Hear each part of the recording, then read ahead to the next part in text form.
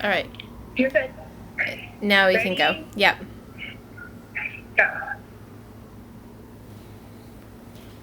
All right, everybody, welcome back. This is Dr. Jessica Wright, and I'm here today with Dr. Natalie Zuniga. One day she'll be Dr. Natalie Zuniga, but right now she is Natalie Zuniga. Hi, Natalie. How are you? I'm great. Thank you so much, Dr. Jess. We've How are been. you? I'm great. I'm great. And Natalie is our academic educator, and we've been talking about change, about individual change and embracing change that we don't control. So last time we talked about individual change, we talked about the stages of change and what you can do as an individual to understand how change works and to move change forward. But today we're going to be talking a lot about embracing change that comes from the outside world. So that's really what today is about, embracing change. And we're going to be sourcing this from Dr. Candy Wines, a Harvard Business Review article that she published that summarizes some of the latest research from organizational psychology. And one of the key components that she talks through is she's going to talk about 4 steps to embracing change. And y'all know when I love when someone takes something very complex and reduces it down to 4 steps. But I will emphasize that what we're talking about, and this is change that we're not controlling, right? So when our world shifts around us, and what we used to have is no longer there, this is what we're talking about. So in one of our emotional intelligence series, we talked about grieving the loss of the world that we knew before COVID, and really the importance of recognizing that we've lost all of our plans. In a lot of ways, we've lost the ability to future plan, to plan trips that are in the future, and to know what is going to come next. In all of that grief, it's important to look at how we embrace all of this change on a regular basis. And the more often you do something, the better practice you have. I hope you guys are hearing this continued thunder and lightning. It's making it a very dramatic Tools for Perseverance series. So I'm excited to have that in the background. But when you're talking about change, we'll be talking a lot about embracing the life of the butterfly and letting go of the life of a caterpillar.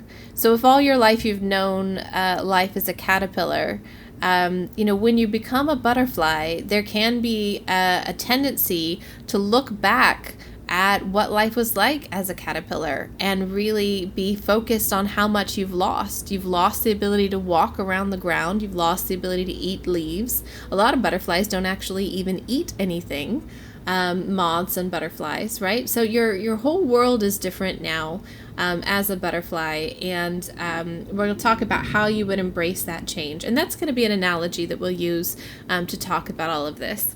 So I love 4 steps. You know I do. So let's talk through these 4 steps on embracing change. So, the steps look a lot like what we talk through and what Dr. Brene Brown covered in terms of the emotional intelligence of understanding what's happening around you. So there are 4 steps. The first is identify the source of your resistance. So something changes. Maybe your boss has completely restructured how something works. Maybe the organization is putting together is going in a new direction. Maybe the whole world is shifting, and you want to understand how you can embrace this change. So the first is identifying the source of your resistance. Now, if you'll remember from emotional intelligence, we talked about the source, understanding the source of your emotions or your resistance is actually a high-level skill. So this takes a great deal of self-reflection. But here's the thing. Your ability to do this, to identify where your resistance comes from, is your power. So it is your power to move forward, right? If you can figure out why you're resisting, then that's your power to move forward. So there are 2 common sources of resistance that she cites when she's talking through this article. And the first is, the change is going to make me look incompetent. So let's say the organization is adopting a new technology or going in a direction that's not my expertise. There's a deep-seated fear, right, that this change is going to make me look stupid.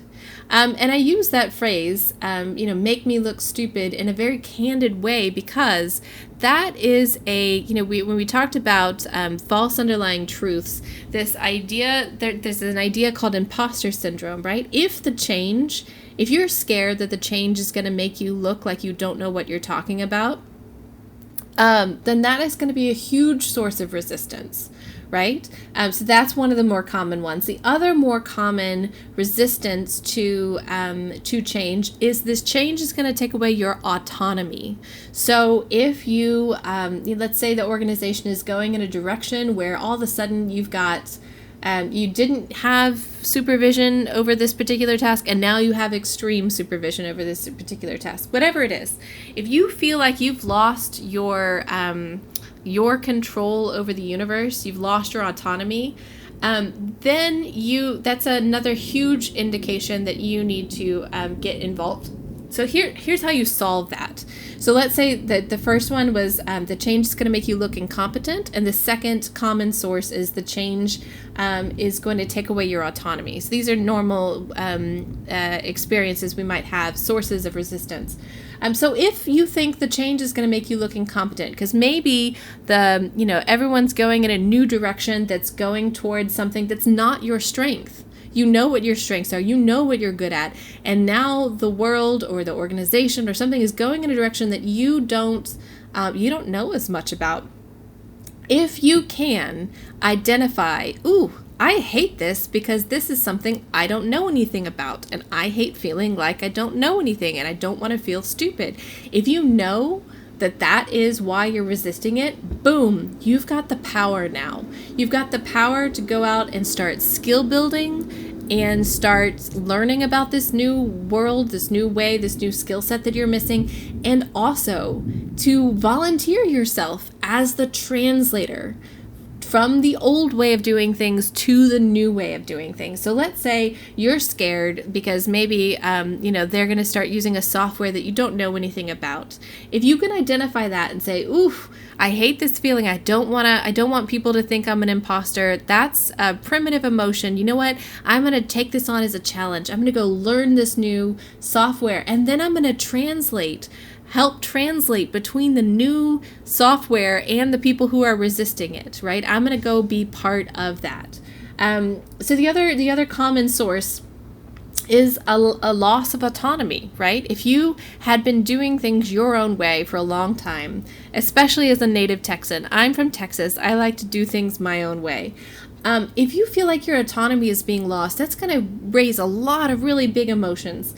And one of the best suggestions for if you feel like you're losing, control, losing autonomy over the situation, get deeply involved in the implementation, planning, and execution of the new way of doing things, of the change. It seems counterintuitive, right? If you hate it because it feels like you're losing control, go volunteer to be part of what's happening of putting in the new system, right? So you hate the new direction, go get more involved, right?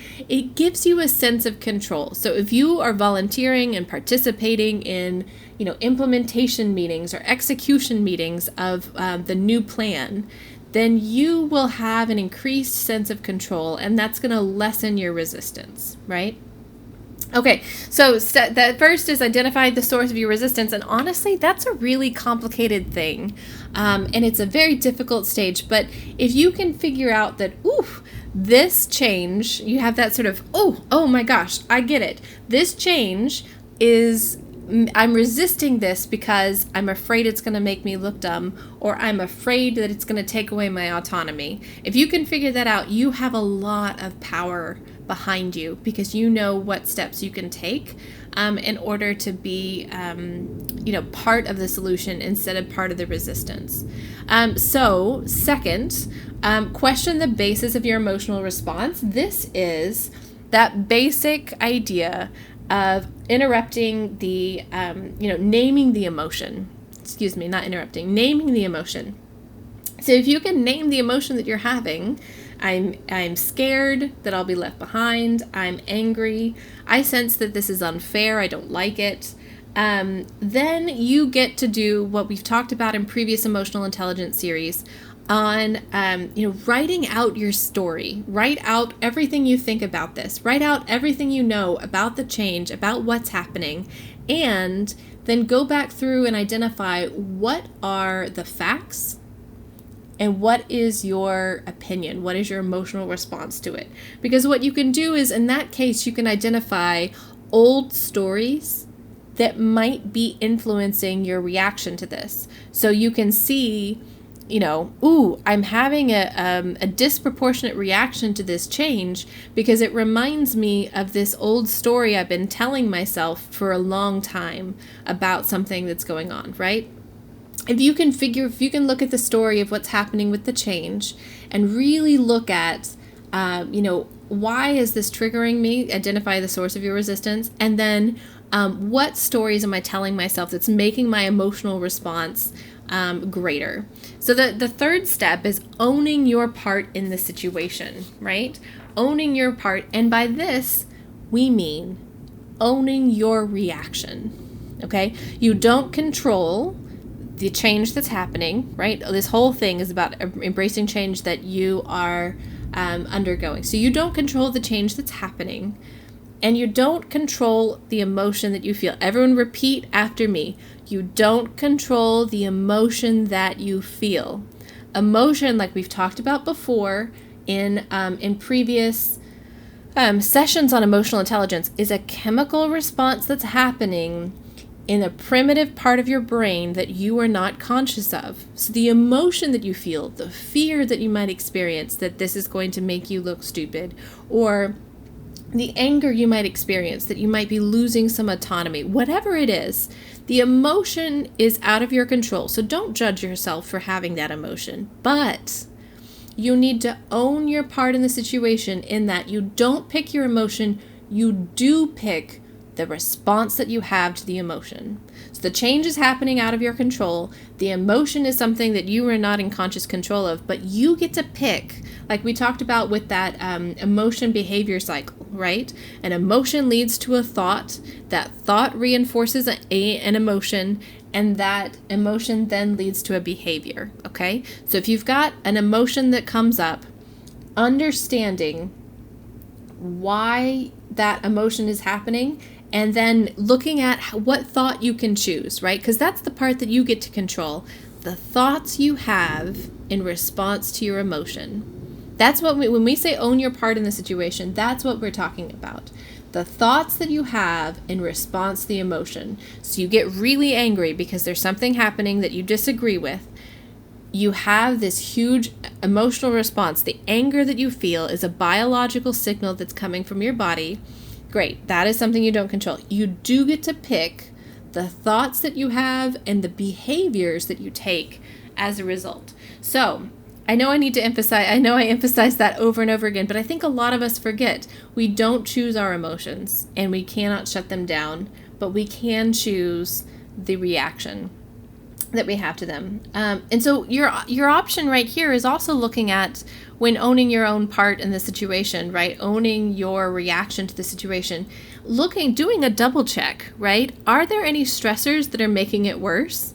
I'm saying that with a bit of a laugh in my voice because right now we're in the midst of a global pandemic, massive social upheaval and work towards justice in our world, and there's a lot of change that's happening, and a lot of us have a lot of stressors that are occurring. We have huge unemployment numbers across the board.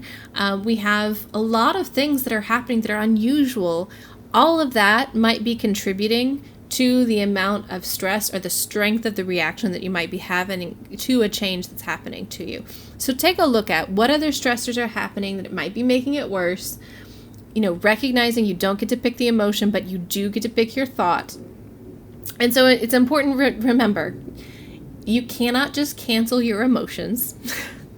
Let's all say it with me. You cannot cancel your emotions. If you shut down emotions, so if you try to numb yourself from feeling emotions and you shut down emotions, negative emotions you don't want to feel, what happens is you shut down all emotion.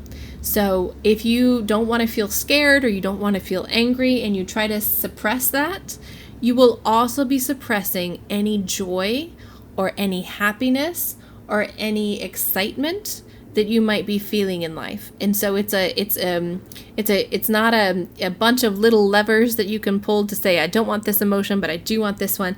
It's like a giant flip switch that says emotion or no emotion. So in suppressing emotion, you take out all the good emotion along with the bad, and eventually those chemical signals that are being sent by your brain that are your emotions will pop back up.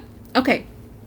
Last but not least, because I know we've gone over, not a little over, but just we're on our way. I get real excited about this, guys, because the last opportunity that we've got in embracing change is looking for the opportunities. Okay, the last step that we've got is looking for the opportunities. Here's the thing. If you have spent your entire life as a butterfly thinking about what you've lost, and what is missing from your life as a caterpillar, you miss your legs, you miss being able to eat the leaves, right? You miss hanging out with the other caterpillar buddies, whatever it is. You will not be able to look at the opportunities of being a butterfly.